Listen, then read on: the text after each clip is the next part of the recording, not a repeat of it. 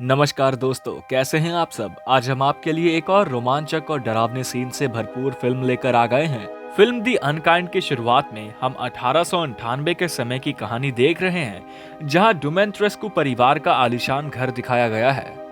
उस घर का मुखिया व्लादिमीर अपने परिवार सहित वहां खुशी खुशी रहता था, लेकिन उसकी ये खुशी एक चुड़ैल से बर्दाश्त नहीं हुई और उसने उस परिवार के तीनों बच्चों को मार दिया। ये चुड़ैल काफी बुरी और खौफनाक दिखती है।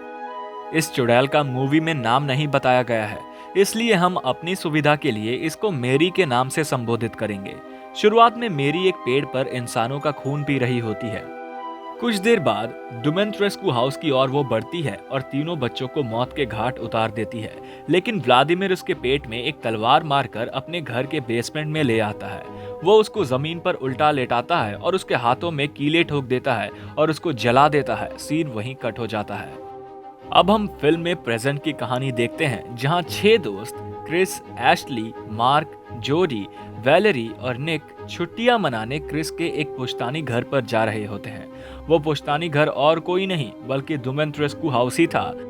दरअसल क्रिस के दादाजी ने वो घर जंग के समय खरीदा था और उनके गुजर जाने के बाद वो घर अब क्रिस के माता पिता की अमानत थी। उस घर पर पहुंचते ही एशली को वही चुड़ैल मैरी दिखती है, लेकिन उसकी बात पर कोई विश्वास नहीं करता। वे सभी घर के अंदर आते हैं और एशली को अभी भी कुछ अजीब लग रहा होता है। कभी उसे अजीब अजीब आवाजें आती है तो कभी उसे बच्चों की आवाज आती है। क्रिस खुद भी अजीब बर्ताव कर रहा होता है। उसके दोस्त उससे पूछते हैं कि कहीं वो उसने कुछ छुपा तो नहीं रखा। तब क्रिस बात को घुमा देता है। अब वे लोग नीचे के हॉल में बैठे होते हैं और तब उस घर की कीमत पर बात चलती है। क्रिस अपने बाकी के दोस्तों को बताता है कि ये घर उसने बहुत सस्ते में लिया था, लेकिन वैलेरी उसे सवाल करती है कि जब ये घर इतना बड़ा और आलीशान है तो इतना सस्ता कैसे पड़ा। तब क्रिस उनसे कहता है कि इस घर के बारे में कुछ अफवाहें थी, इसलिए ये सस्ता पड़ा। लेकिन वो बातें सिर्फ अफवाहें ही थी, इसलिए डरने की कोई बात नहीं है। अब हम यहाँ सुरक्षित हैं। क्रिस ऐसा बोल तो रहा था, लेकिन उसके चेहरे पर डर साफ दिख रहा था। वहीं दूसरी ओर एशली को चैन नहीं पड़ता और वो घर के कोने कोने को देखने लगती है। तभी मार्क उसके पीछे से आकर डरा देता है। तब वो उस पर गुस्सा हो जाती है और बाहर बगीचे में बैठकर अपने भाई एरिक को संदेशा भेजती है कि वो एकदम ठीक है। वहीं घर के अंदर क्रिस निक को बताता है कि वो जोडी को पसंद करता है और वो उसे जल्द ही प्रपोज करने जा रहा है। रात हो जाती है और अब वे सभी पार्टी करने लगते हैं। सब एक दूसरे को शराब पिला रहे होते हैं और मजे कर रहे होते हैं। देर तक पार्टी करने की वजह से सब थक जाते हैं और सो जाते हैं। सीन चेंज हो जाता है और अब एशली घर को अच्छे से देख रही होती है। तभी उसे कुछ बच्चे दौड़ते हुए दिखते हैं। वो उन बच्चों का पीछा करती है। तब उसे रास्ते में एक खिलौना दिखता है। वो आगे बढ़ती है और एक कमरे में आ पहुंचती है। वो उस कमरे में रखे शीशे के सामने बैठ जाती है। वहां उसके पास एक खून से सनी बॉल लुढ़कते लुढ़कते आती है।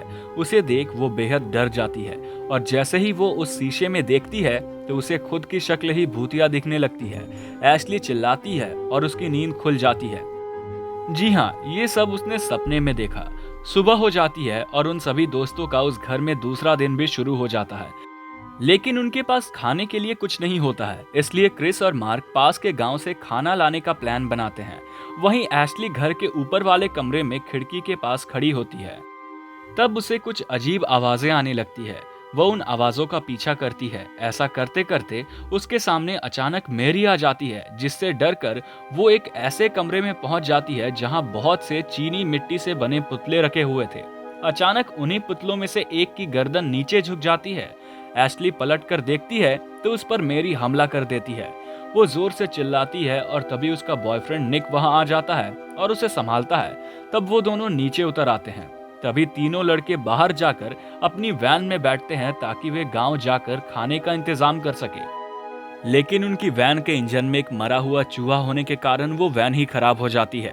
वे तीनों निराश होकर घर में वापस आते हैं। तब क्रिस एक सुझाव देता है कि घर के बेसमेंट में बनी किचन में शायद खाना हो सकता है। तब ये निर्णय लिया जाता है कि एशली और वैलेरी खाना ढूंढेंगे और क्रिस और निक जाकर वैन को ठीक करने की कोशिश करेंगे।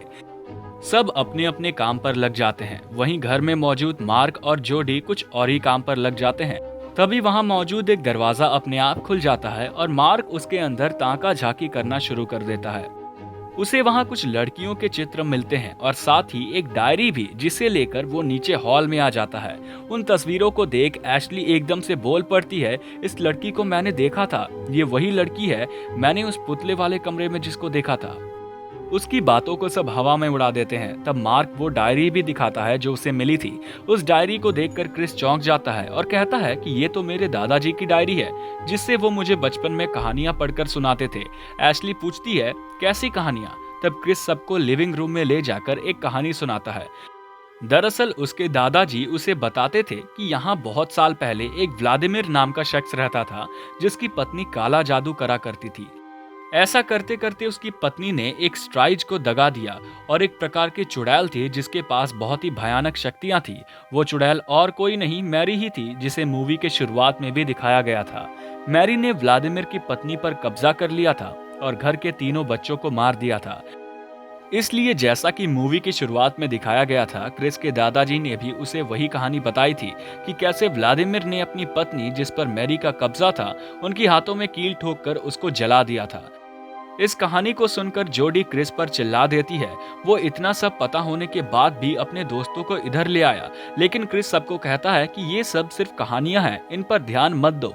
तभी एशली को उस डायरी में एक नक्शा मिलता है, जो कि उस मैरी के मरने की जगह तक पहुंचाने का नक्शा है। तब मार्क और जोडी उस नक्शे के हिसाब से चलना शुरू कर देते हैं। चलते चलते जोडी अचानक गिर जाती है और उसके हाथ से खून निकलने लग जाता है। जिस जगह जोडी गिरती है वहां कुछ कीलें गड़ी हुई थी, यानी उसी जगह पर मैरी को भी जलाया गया था। क्योंकि जोडी के हाथ से खून निकलना शुरू हो गया था, इसलिए अब मैरी पूरी तरह से जाग चुकी थी।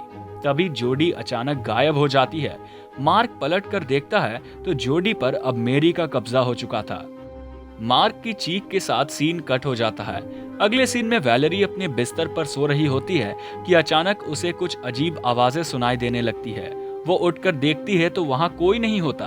वो अब जाकर चद्दर ओढ़ लेती है। थोड़ी देर बाद जैसे ही वो बेचारी चद्दर को हटाकर बाहर झांकने की कोशिश करती है, तभी उस पर मैरी हमला कर देती है और उसे मार देती है। मैरी को वैलेरी का बकायदा खून चूसते हुए दिखाया जाता है, जो कि देखने में बहुत ही खौफनाक और घिनौना लगता है। तभी एशली की नींद खुलती है। वो निक को जगाती है, लेकिन निक तो घोड़े बेचकर सो रहा होता है। इसलिए एशली अकेली ही वैलेरी को देखने चली जाती है। वो वैलेरी के कमरे में घुसती है तो उसे वहां मैरी उसका खून चूसते हुए दिखती है। वो घबरा कर चिल्ला देती है। मैरी की नजर उस पर पड़ जाती है और वो उसके पीछे आने लगती है। एशली वहां से भागती है और भागते भागते मार्क से टकरा जाती है, जिसकी पीठ पे खून था। वो खुद ही घबराया हुआ था। तब वे दोनों चिल्लाते हुए दौड़ते हैं। उनकी आवाज सुनकर क्रिस बाहर आ जाता है और वे दोनों क्रिस को मैरी के बारे में बताते हैं। वहीं मैरी उतने में निक के कमरे में जाकर उसके बगल में सो जाती है। निक उठता है तो उसे यही लगता है कि वहां एशली सो रही है, लेकिन जैसे ही वो मैरी को एशली समझकर उस पर हाथ रखता है, वैसे ही मैरी उसको भी अपना शिकार बना लेती है। वहीं नीचे क्रिस, मार्क और एशली सोच रहे होते हैं कि क्या किया जाए। तब क्रिस पुलिस को फोन करने की कोशिश करता है और उसका फोन लग भी जाता है, लेकिन बात ढंग से नहीं हो पाती। डिटेक्टिव बेटी उसका फोन उठाते हैं, लेकिन कुछ सुन नहीं पाते, इसलिए वे उसका कॉल ट्रेस करवाते हैं। घर में ये निर्णय लिया जाता है कि एशली और क्रिस वहां से भागने की कोशिश करेंगे और मार्क घर के अंदर रहकर चुड़ैल मैरी को ज्यादा से ज्यादा देर तक रोकने की कोशिश करेगा, लेकिन बेचारा मार्क इस कोशिश में मारा जाता है। अब मैरी एशली और क्रिस के पीछे आ रही होती है। क्रिस और एशली भागते भागते बिछड़ जाते हैं। तभी क्रिस को मैरी मार देती है। एशली इस बात से अनजान भाग रही होती है, लेकिन उसे थोड़ी देर आगे अपने सारे दोस्त के मृत शरीर अलग अलग पेड़ पर बंधे नजर आते हैं। वो टूट जाती है और रोने लगती है। तभी वो एक टहनी से टकराकर पीठ के बल गिर जाती है और अचानक उसकी आंखें खुलती है और वो खुद को अपने घर के बेड पर पाती है। तो क्या इसका मतलब ये था कि अभी तक जो हुआ सब एक सपना था? आइए देखते हैं आगे क्या हुआ। दरअसल एशली अपने बिस्तर से नीचे उतरती है तो उसे एक डब्बा दिखता है, जिसे वो खोलती है तो उसे खिलौना दिखता है जो उसने उस घर में बच्चे का पीछा करते हुए देखा था। तब फिर से एशली की आंखें खुलती है और वो एक पेड़ पर बंधी होती है और तभी मैरी उसे भी उसके दूसरे दोस्तों की तरह मौत के घाट उतार देती है। अगले दिन डिटेक्टिव बेटी अपने एक कलीग के साथ उसी घर में जांच के लिए आ जाते हैं, लेकिन वे भी मारे जाते हैं। मूवी के अंत में हमें एरिक यानी कि एशली के भाई की आवाज सुनाई देती है। वो अपनी माँ को वॉइस नोट में ये कह रहा होता है कि उसे जानना था कि उस घर में क्या हुआ था, क्योंकि उसको अपनी बहन की रहस्यमयी मौत पर से पर्दा हटाना था। इसी के साथ फिल्म खत्म होती है। वाह, क्या एंडिंग थी इस मूवी की। आपको कैसी लगी ये फिल्म कमेंट करके जरूर बताइएगा। हम लौटेंगे फिर एक मजेदार मूवी के साथ। तब तक के लिए चैनल को सब्सक्राइब करें और बेल आइकन को दबा दें ताकि एक भी रोचक मूवी की कहानी आपसे मिस ना हो। नमस्कार।